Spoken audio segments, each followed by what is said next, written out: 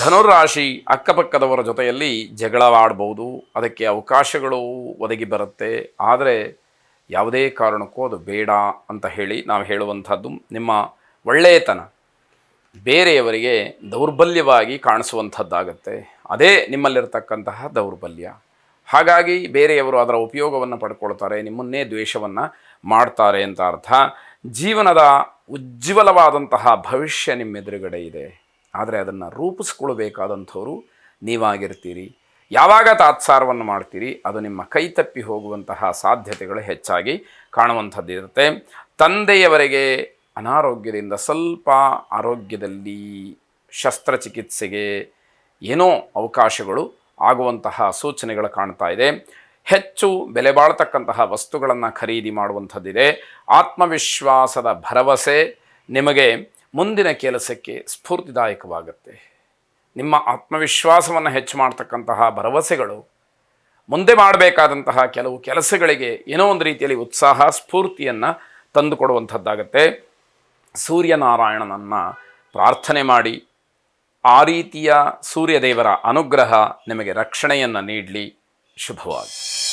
ಮಕರ ರಾಶಿ ಸಂತೋಷದ ವಾತಾವರಣ ಆರೋಗ್ಯದ ದೃಷ್ಟಿಯಿಂದ ಹಾಳಾಗಬಹುದು. ಅಂದರೆ ಆರೋಗ್ಯದಲ್ಲಿ ಏನೋ ವ್ಯತ್ಯಾಸಗಳಾದಾಗ ಒಳ್ಳೆಯ ಸಮಯವೂ ಕೂಡ ಬೇಸರಕ್ಕೆ ನೋವಿಗೆ ಕಾರಣವಾಗುತ್ತೆ. ಪ್ರೀತಿಪಾತ್ರರ ಅನಗತ್ಯವಾದಂತಹ ಬೇಡಿಕೆಗಳನ್ನು ಒಪ್ಕೊಳ್ಬಾರ್ದು. ಯಾರೋ ನಿಮ್ಮ ಬಗ್ಗೆ ತುಂಬ ವಿಶ್ವಾಸವನ್ನು ಇಟ್ಟುಕೊಂಡಿರ್ತಾರೆ.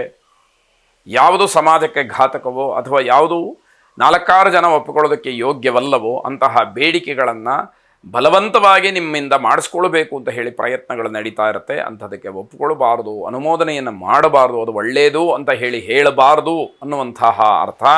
ಸಂತಾನಾಪೇಕ್ಷಿಗಳಿಗೆ ಶುಭವಾದಂತಹ ಸಮಯ, ದೈವಾನುಗ್ರಹ ಆಗತಕ್ಕಂಥದ್ದು. ಭಗವಂತನನ್ನು ತದೇಕ ಚಿತ್ತದಿಂದ ಪ್ರಾರ್ಥನೆಯನ್ನು ಮಾಡಿ ಭಗವತ್ ಪ್ರಸಾದವನ್ನು ಸ್ವೀಕಾರ ಮಾಡಿ ಅಂತ ಅರ್ಥ. ಕುಟುಂಬದವರ ಸಹಕಾರ ನಿಮಗೆ ಎಲ್ಲ ಹಂತದಲ್ಲೂ ಇರೋದರಿಂದ ಒಂದಷ್ಟು ಧೈರ್ಯ ಕೆಲಸ ಮಾಡ್ತಕ್ಕಂಥದ್ದಾಗತ್ತೆ. ಆಸ್ಪತ್ರೆಗೆ ಹೆಚ್ಚು ಹಣ ಖರ್ಚಾಗ್ತಕ್ಕಂಥದ್ದು ತುಂಬ ಬೇಸರವಾಗುತ್ತೆ.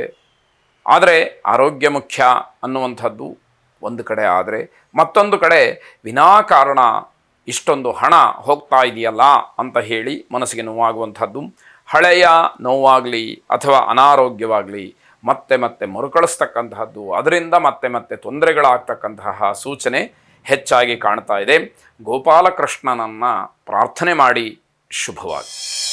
ಕುಂಭರಾಶಿ ಮನಸ್ಸಿಗೆ ಹಾಗೆ ದೇಹಕ್ಕೆ ಎರಡೂ ಕಡೆಯಲ್ಲೂ ಕೂಡ ನಿಮಗೆ ಯೋಗ್ಯವಾದಂತಹ ಶಾಂತವಾದಂತಹ ಒಂದು ಸ್ಥಿತಿ ದೊರಕಬೇಕು ಅನ್ನೋದಾದರೆ ಯೋಗ ಮತ್ತು ಧ್ಯಾನದ ಮೊರೆ ಹೋಗಬೇಕು. ಯೋಗದಿಂದ ರೋಗ ನಿವಾರಣೆಯಾಗತ್ತೆ. ಹಾಗೆ ಧ್ಯಾನದಿಂದ ಮನಸ್ಸಿನಲ್ಲಿ ಪ್ರಶಾಂತತೆ, ಹಾಗೆ ಇರತಕ್ಕಂತಹ ಉದ್ವೇಗಗಳು ಕಡಿಮೆ ಆಗ್ತಕ್ಕಂಥದ್ದು ನಿಮಗೆ ಸಹಾಯಕವಾಗುತ್ತೆ. ನಿಮ್ಮ ಶರೀರದ ಶಕ್ತಿಯನ್ನು ವೃದ್ಧಿ ಮಾಡಿಕೊಳ್ಳಿ.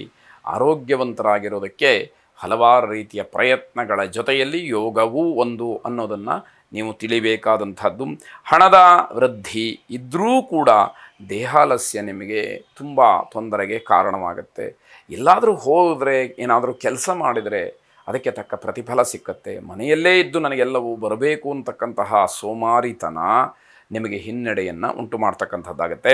ನಿಮ್ಮ ಪ್ರತಿಭೆ, ನಿಮ್ಮ ಚಟುವಟಿಕೆ ಇದಕ್ಕೆ ಬೆಲೆ ಸಿಕ್ಕಬೇಕು ಅಂತಾದರೆ ಬುದ್ಧಿವಂತರಾಗಿರಬೇಕು, ಜಾಗರೂಕತೆಯಿಂದ ಕೆಲಸವನ್ನು ಮಾಡಬೇಕಾದಂಥದ್ದಿರುತ್ತೆ. ಆಲಸ್ಯ ಮತ್ತು ಸೋಮಾರಿತನ ಇದು ನಿಮಗೆ ಹೆಚ್ಚು ಅವಕಾಶ ವಂಚಿತರನ್ನಾಗಿ ಮಾಡುವಂಥದ್ದು. ಯಾವುದೋ ಒಂದು ಒಳ್ಳೆಯ ಸಂದರ್ಭ ಒದಗಿ ಬರುತ್ತೆ, ಉತ್ತಮವಾದಂತಹ ಅವಕಾಶ ಇದೆ, ನಿಮ್ಮ ಪ್ರಯತ್ನವೂ ಕೂಡ ಪ್ರಾಮಾಣಿಕವಾಗಿ ಇರಬೇಕಲ್ಲ. ಆದರೆ ಅಲ್ಲಿ ನೀವು ತಾತ್ಸಾರ ಭಾವನೆಯಿಂದ, ಧೋರಣೆಯಿಂದ ಮಾತುಗಳನ್ನಾಡಿ ಅವಕಾಶವನ್ನು ಕಳ್ಕೊಳ್ತೀರಿ ಅಂತ ಅರ್ಥ. ಏಕಾಂಗಿತನ ನಿಮ್ಮನ್ನು ಹೆಚ್ಚಾಗಿ ಕಾಡುವಂಥದ್ದಾಗುತ್ತೆ. ದಕ್ಷಿಣಾಮೂರ್ತಿಯನ್ನು ಪ್ರಾರ್ಥನೆ ಮಾಡಿ. ಶುಭವಾಗಿ. ಕೊನೆಯದಾಗಿ ಮೀನರಾಶಿ ಮನೋರಂಜನೆಗೋಸ್ಕರವಾಗಿ ಮನೆಯಿಂದ ಹೊರಗಡೆ ಒಂದಷ್ಟು ಸಮಯವನ್ನು ಕಳೀತೀರಿ ಅಂತ ಅರ್ಥ. ಮಕ್ಕಳಿಂದ ಬೇಸರವಾಗ್ತಕ್ಕಂತಹ ದಿವಸ. ಹೆಚ್ಚು ಹಣ ಖರ್ಚಾದರೂ ಕೂಡ ಮತ್ತೆ ಮತ್ತೆ ಹಣವನ್ನು ಸಂಪಾದನೆ ಮಾಡ್ತೀನಿ, ಆ ಹಣ ಸಂಗ್ರಹವಾಗ್ತಕ್ಕಂತಹ ಯೋಗ ಇದೆ ಅನ್ನುವಂತಹ ಅಹಂ ಇನ್ನೊಂದು ಕಡೆ ಕೆಲಸವನ್ನು ಮಾಡುತ್ತೆ. ದಿವಸ ಉತ್ತಮವಾಗಿದ್ದರೂ ಕೂಡ ಏನೋ ತೃಪ್ತಿ ಇರೋದಿಲ್ಲ, ಮನಸ್ಸಿಗೆ ಅಸಮಾಧಾನ ನಿಮ್ಮನ್ನು ಕಾಡುವಂಥದ್ದು. ಆಧ್ಯಾತ್ಮಿಕವಾಗಿ ಆಸಕ್ತಿ ಇರಬಹುದು, ಆದರೆ ಅದನ್ನು ಜೀವನದಲ್ಲಿ ರೂಢಿಸ್ಕೊಳ್ಬೇಕು, ಅದರಂತೆ ನಡಿಬೇಕು ಅನ್ನುವಂಥದ್ದು ಮುಖ್ಯವಾಗುತ್ತೆ. ಮನೆಯಲ್ಲಿ ಆಶ್ಚರ್ಯ ಅನ್ನುವಂತಹ ರೀತಿಯಲ್ಲಿ ಯಾವುದೋ ಒಂದು ಘಟನೆ ನಡೀತಕ್ಕಂತಹದ್ದು, ಮಕ್ಕಳನ್ನು ಪ್ರೀತಿಯಿಂದ ಗೆಲ್ಲಬೇಕು ಅನ್ನುವಂತಹ ಅಸ್ತ್ರ ನಿಮಗೆ ಗೊತ್ತಿರಬೇಕು. ಮಕ್ಕಳಿಗೆ ಸಿಟ್ಟಿನಿಂದ ಏನೋ ಆದೇಶ ಮಾಡಿದರೆ, ಹೆದರಿಕೆಯಿಂದ ಏನೋ ಹೇಳಿದರೆ ಅದು ಒಳ್ಳೆಯದಾಗಿ ನಿಮಗೆ ಪರಿಣಾಮವನ್ನು, ಪ್ರಭಾವವನ್ನು ಬೀರುವುದಿಲ್ಲ.